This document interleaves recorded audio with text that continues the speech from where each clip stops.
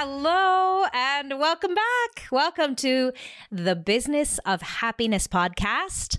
I'm your host, Dr. Tarryn MacCarthy, and you are in the right place at exactly the right time because today is going to be a great day of new information, new perspective, new insight that's just going to allow you to enjoy your work and your life even more. And the benefit of that, by the way, can we just for a moment pause and recognize the benefit of when you are enjoying what you're doing, when you are going to work excited to care for your patients, to love your team, to feel great about the support that the team is providing you, to feel really good about the space you're working in every day, to go into work and feel like you're working with people who care. Like it's a collaborative, determined, intentional act every day where you're actually making a big difference in people's lives.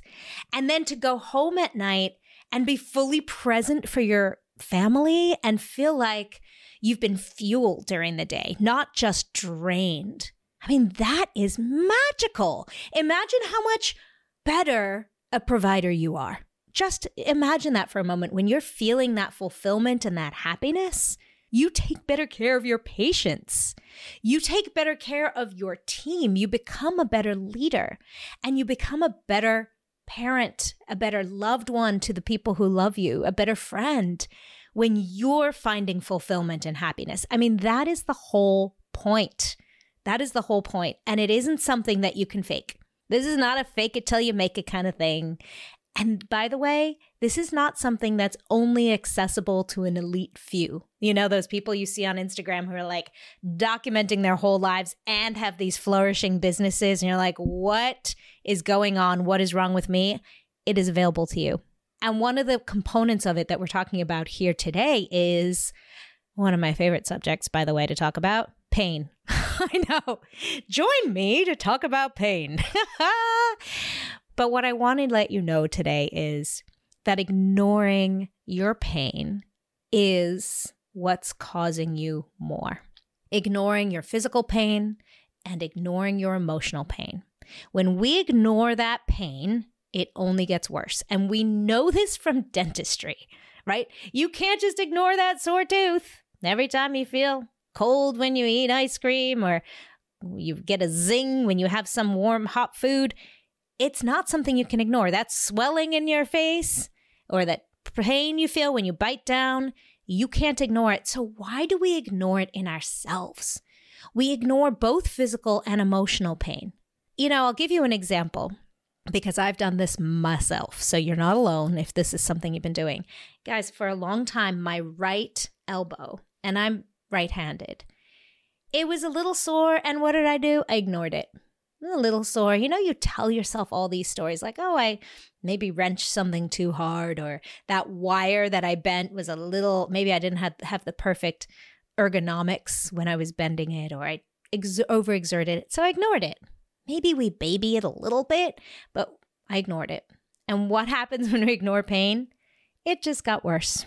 The next thing I remember the next escalation of it. I would kind of push through, or I'd put on some Voltaren. If anybody uses Voltaren in the dental office for your own muscle pain, it is a lifesaver. It's so cool.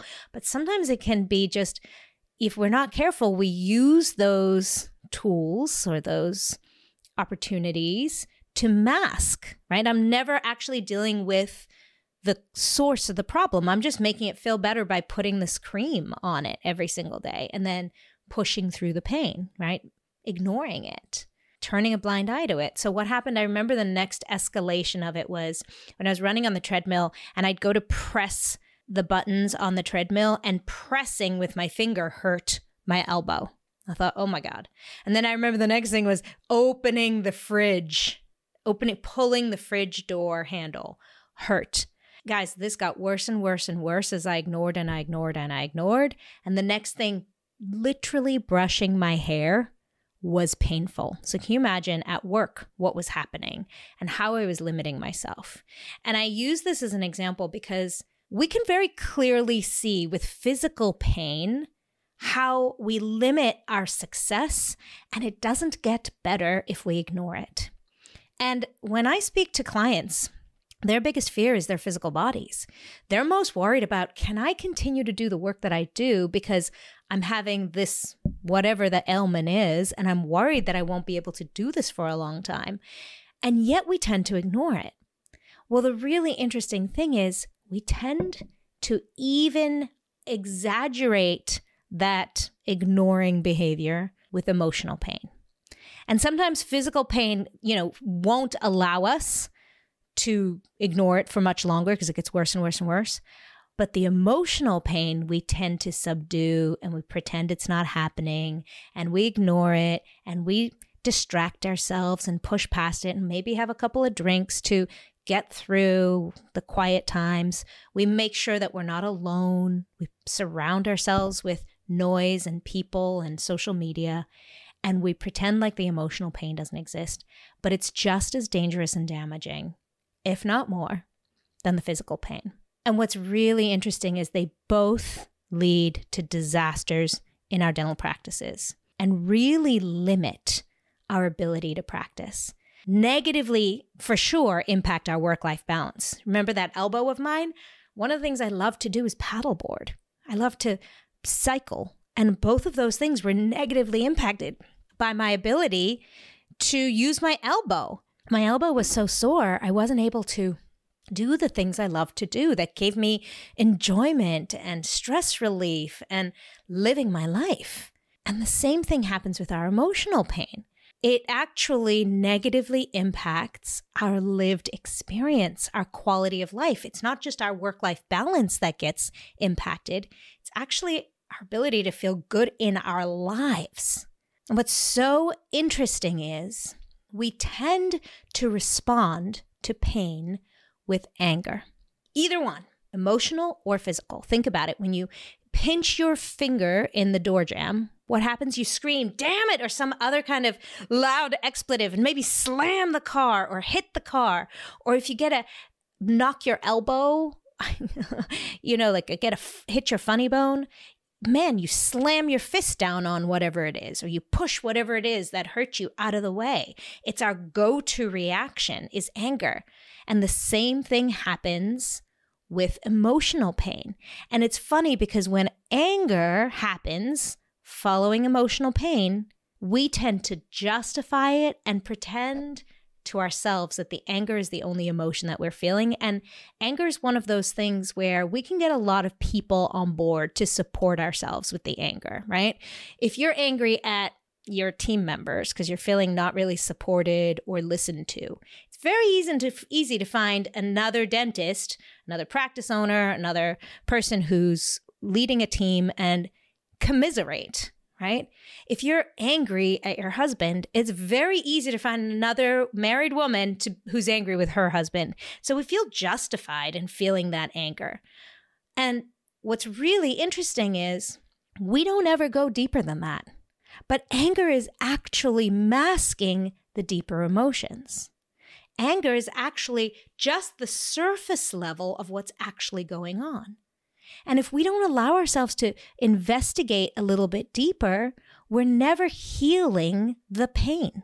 So let's go back to the pain for a moment. Remember, I was saying that in dentistry, we're very clear as dentists that we can't just mask the dental pain. We have to find the diagnosis of it in order to heal it, in order to find the source of it. If we just keep putting Band-Aids on it, it's never going to actually resolve. It's just going to keep festering and definitely getting worse. So what's really fascinating between emotional and physical pain is our brains actually don't know the difference. Let me just say that again. Your brain does not know the difference between emotional and physical pain. There's literally studies been done to look at where is the activation in our brains when we experience pain. And there was this great study done by Torwager, and I'll put it in the show notes if you want to find the paper and look at it yourself. It's fascinating. What they did was they looked at these fMRIs, and they had one cohort of clients of patients who they put inside the MRI machine, and they were putting on heated pads on their forearms, and they were increasing the heat of the pads on their forearms and looking at what point could they no longer tolerate the heat. So they were increasing the heat. Could they no longer hold it for 7 seconds? And then they identified, okay, that's your pain tolerance. And they were looking in the brain to see at that point, what is lighting up in your brain? So when you're experiencing that threshold of pain for you, because we each experience pain differently, where does that light up in your brain? And then they looked at the other cohort were people who'd just gone through a big loss, a very heavy breakup, something that was very emotionally painful for them, a loss of someone they really loved. And they put it on, they glued an image of that person inside the MRI itself, and they had them relive the experience of the loss. I know, it sounds horrific. So painful. And then they looked at, okay, when they're experiencing that intense emotional pain, where does it light up in the brain? And both types of pain activated the anterior insula and the dorsal anterior cingulate cortex. And the experts who were evaluating, we're talking about neuroscientists here, had a really difficult time distinguishing which cohort the fMRI belonged to. They looked the same. They looked the same. We experience pain the same way. So when we ignore pain, it doesn't make it any less damaging. It doesn't make it any less painful to experience. And it still continues to fester and increase, even if it's emotional pain.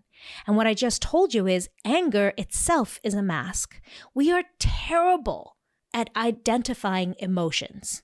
I'm very good at telling you exactly on my elbow, I can put my finger on it where that pain is. Your patient can put a finger on the tooth. Yeah, I know, there's depending on what they're presenting with, but often we can literally put a finger on where that pain is physically.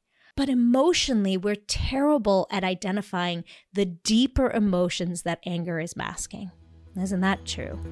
All right, I'm interrupting this episode just for a moment to tell you about a free upcoming workshop created especially for you if you experience end of the year overwhelm in dentistry and in life. I'm talking to you if you find yourself overbooked, overworked, squeezing in extra patient appointments to get them in before the insurance deadlines, frazzled with all the additional calendar events, rushing to breakfast with Santa with crying kids in tow, and all the while feeling like you're just not doing enough. There's an easier way. Imagine cruising through the holidays with ease and effortlessness and actually quieting the noise in your head to be present for those moments that mean so much, for the magic, for the precious moments that we miss when we're so frazzled doing everything all at once. Reflecting on the year with pride and gratitude and not beating yourself up.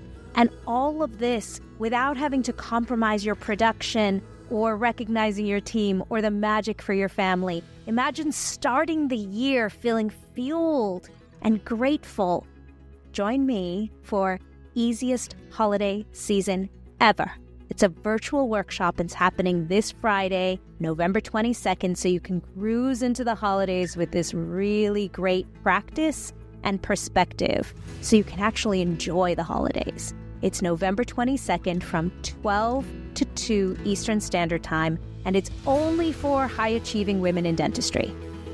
Go to www.easiestholiday.com and let this be the holiday you actually love. You know, think about the last time something emotionally stirring happened to you. You know, maybe it was your office manager gave her 2 weeks notice. The first thing I know I would feel is anger. Man, only 2 weeks? It's so hard to find another incredible person in 2 weeks and to get them trained. And what are we going to do? But notice underneath that anger, there are such deeper emotions. In that example right now, I can identify fear, right? Fear of what's going to happen financially to the practice if I don't have an office manager immediately to replace her. Or anxiety. And yes, fear is underneath anxiety too. Or what I mean by the anxiety is the sense of urgency, right? Oh my gosh, I better get something done right now. And I start getting this panicky feeling. I'm sad, right? I'm hurt because this person didn't feel like she could tell me sooner than 2 weeks, give me longer leeway, maybe a little betrayal, right? Depending on how long I've worked with her. Maybe I feel close to her, like have a friendship, and I feel like she's been keeping something from me. And maybe it's bringing up some insecurity in me. Can I really do this? Am I a good enough boss? Am I good enough at assessing relationships? Have I been faking it? Have I been lying to myself? Am I really cut out for this? Those are all much more complex emotions. And just like the physical pain, we can't heal that pain if we're just dealing with the anger. And maybe calling up a friend that night and going, I'm so pissed, listen to what happened. And they just keep fueling the anger. What we're really doing is just masking the deeper emotions. And let's just talk about anger for a moment, because I know some of you are listening to this and you're thinking, well, I don't really get angry at work. Other ways of experiencing anger at work, by the way, and these are all very similar in that fight, flight, flee pattern, is frustration. What is frustration? It's anger. It's just a fancy word for anger. Or another one that I know I experienced in my world was this determination. And that has a thread of anger in it too. I'm going to show you. And I think that's why we don't always see anger as pain, because it can fuel movement. It can fuel action. And that action can sometimes be really, successful. We grow businesses that way. We make decisions fueled from a place of anger. Anger is actually really good for us in many ways. But when does anger perpetuate and not heal the feelings underneath that are needing to be healed? When is it actually masking a deeper emotion? And how do we manage that emotional pain as dentists when we've got to be on stage all day long and not really showing our emotions, right? You need to create a certain environment for your patients to feel comfortable in your hands, right? And these things are happening all day long. We also tend to have such busy schedules that we feel like we have to just ignore that emotion and keep pushing through to get to the next patient, because if we took a moment and investigated how we feel, we'd fall apart. And then at the end of the day, you're rushing home to your family because you're feeling bad about being gone all day. And then the weekends, you're feeling bad about not seeing friends. And we put extra expectations on ourselves to do things on our days off. And we never take the time to actually look at what's really happening, how we're really feeling. So how do we do it? Well, I'm actually going to use the physical pain as an example.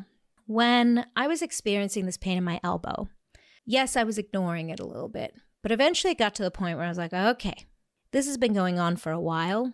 I need to actually make some changes in my ergonomics. And then when that wasn't helping me, I noticed it was perpetuating, I actually asked for help from the people around me. So I had those coiled, my handpiece was tethered to to a coil. Oh, I'm forgetting the word for it now, but you know what I'm talking about. The lead to my handpiece was a coil. So it was heavy, and I had to use my hand to stretch, and that actually activated the pain in my elbow. So I started asking my assistant to hold the coil up, to take the tension off of it a little bit, so that when I was using the handpiece, I wasn't pulling and lifting at the same time. And that actually really helped me a lot. My elbow felt better. And at some point, I actually even started wearing a brace, not around my elbow, but around my wrist. I noticed that if I was not putting tension on certain tendons and not twisting my arm a certain way, it actually helped my elbow. And then when it wasn't healing, I actually went to a physical therapist. And I started doing some exercises. And when that wasn't helping, I actually sought out an orthopedic surgeon just to take a closer look. I started looking for help. I started seeking support outside of my world. And I started asking for help from professionals. That same logic we can use when we're experiencing emotional pain. But it does take the very first step of acknowledging it. So sometimes we feel that first little feeling and maybe it goes away, right? Like maybe my elbow hurt one day and then it went away, and that's okay. But when it perpetuates, now we start noticing it and paying attention. And the same thing with emotional pain. It's okay for something to happen to you one day and you feel sad or angry or hurt by it, and you can kind of get over it. Or sometimes we can use some support for ourselves, right? We can remind ourselves like, oh, Tarryn, it doesn't mean that, you're not a great boss. I'm going to just remind you again, these are all the ways that you're a great boss. And this is just something that happened. And that's when the mindset work, when we can get really good at mindset work, really helps. And then there's a point where we recognize, oh, wait a minute, this pain hasn't gone away. I've read the books. I've tried different things. Now I need some extra support. Same thing. Maybe we ask for some support from, listening to a podcast. That's probably why you're here right now, right? And then there gets to a point where we realize, okay, even this is not turning things around for me. I really need a deeper level of support from an expert in a more intentional way. A one-on-one, this is who I am, this is what I'm experiencing. I need some support. Same thing. I'm going to give you an exercise that you can start with if you're recognizing right now, like, oh, wait a minute, I'm experiencing this emotional pain. It hasn't gone away. I keep thinking it's something outside of me, but really, I think I'm just masking it, and there's something deeper going on here. So I'm going to give you this journaling exercise. The reason why journaling works so well is because we think we're solving problems in our thoughts and in our mind, but often there's so many things happening that we're not identifying specifically what's going on, and we don't have the clarity of how to move from A to B. We tend to be so scattered in our thoughts that we're easily distracted and we easily get off topic. I know you know what I mean. So journaling actually forces us to put it down on paper and be more specific. That is why I love journaling. And I encourage you when you're journaling to do it with a pen and paper, not on a keyboard, because we tend to be more intentional about what we're putting down on the paper than when we're typing fast. So the first thing is be very honest with yourself. How do you really feel? And what I'm looking for here is the feelings beneath the anger. And maybe it's not anger. Maybe you're already recognizing, okay, this isn't anger, this is sadness. Or this isn't anger, this is fear. And if it's anger, defiance, frustration, any of those angry emotions, I want you to ask yourself, what is the emotion beneath it? One way you can do this is you can start out with a journaling prompt. I am frustrated because. Just start right there. I'm frustrated because. Just write it out. Just let it all out. Don't edit it. Just let your pen go. Then write, that makes me feel frustrated because. And now what we're starting to do is we're starting to get underneath that emotion. We start to see a little bit different nuance, and you're beginning to identify where that emotion actually lives. And then the third prompt is, what I really feel is. So I'm going to repeat those for you, and please pause the episode if you want to, or come back to this part of the episode and allow yourself, when you have some space, to journal. And by the way, this is super powerful and helpful, is creating the time and space for you to investigate these emotions. And your 3 questions are, I am frustrated/angry because. That makes me feel frustrated because. Believe it or not, there are 2 different questions. And the third, what I really feel is. And that's where you allow yourself to just journal and dump everything that's coming up for you. And you're going to be so fascinated to find out what really comes out and the deeper emotions that are in there. Step 2, what do I need? So now you've created the diagnosis. The diagnosis was the emotional feeling that you were experiencing, the emotional pain, but now you've done so with more clarity. You've identified the source. Now you get to ask, what do I need? Do I need a Band-Aid? Do I need a salve? Do I need a massage? Do I need additional help? How can I heal this pain? Not how can I mask it? How can I push through and push past it? But how can I actually address and heal the pain? So other questions you might ask are, what do I need in this moment? And maybe it's just a reminder of who you are. Maybe it's just giving yourself a hug. Maybe it's giving yourself a rest. Maybe it's giving yourself a break or a vacation, or changing the schedule that you see patients, or advocating for yourself, or asking for help. And actually, that is the second question is, do I need support? Do I need my team to coiled cord? Or do I need to replace the whole unit? Or do I need to find an orthopedic surgeon, right? And the same thing for the emotionals is, what do I need, and do I need to ask for support? And I think that giving ourselves permission to actually take action on that is the most courageous thing we can do, is actually giving yourself permission to listen to what you need, hearing yourself, no, I really need help with this, and then seeking out the support because it's there for you. And remember, I'm there for you, and you can reach out any time. I'm always there for you. The way to reach out to me, by the way, is Tarryn at drtarrynmaccarthy.com, TARRYN at Tarryn, MACCARTHY. I'll leave that in the show notes again for you. But if you ever identify, no, wait a minute, I actually do think I need more support, I'm here for you. I know what you're going through. I know what this is like. And I applaud you for taking action when you're recognizing the pain. Because the way that we can do good in this world, the way that you can experience your most wonderful life, which is available to you, is recognizing the pain, identifying it, labeling it, naming it, diagnosing it, and then seeking out the support to heal it. It's not enough to just mask it or to push through. It actually requires healing. And when you feel good, that is when you can do good. Bye-bye. Thank you for listening to the Business of Happiness podcast. If this episode brought you new perspective and value, I invite you to subscribe so that you catch all upcoming episodes, and leave us a review. And if you know of a friend or colleague who could benefit from this perspective, share this episode with them and empower their day.